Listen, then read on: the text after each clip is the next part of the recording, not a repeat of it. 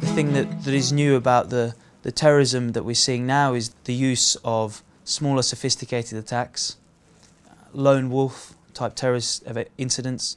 I studied a lot politics and history, looking at economics behind conflict.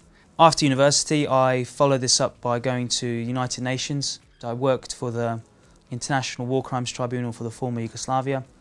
Sort of one thing led to another, and I've become a head of terrorism at Allianz. You only have to probably turn on your news channel to see the trends are very localised. What we mean by this, it tends to be homegrown terrorist. Targeting of people, maybe over property. Unfortunately, people are in areas of business, and these businesses, whether they are a direct target or not, will be affected either through property damage or through business interruption, which we saw at the Borough Market.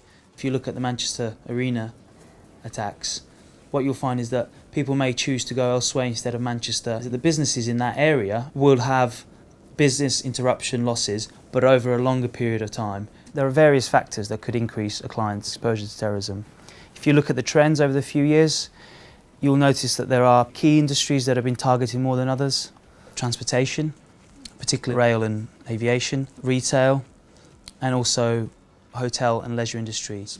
We view these as the key exposures. And although you may not necessarily be in that sector, you may be next to a client that is in that field. Businesses can do a lot to prepare for an incident and anticipate the trends. If you start with security of buildings and companies, ultimately they can review the entry and exit points to their buildings.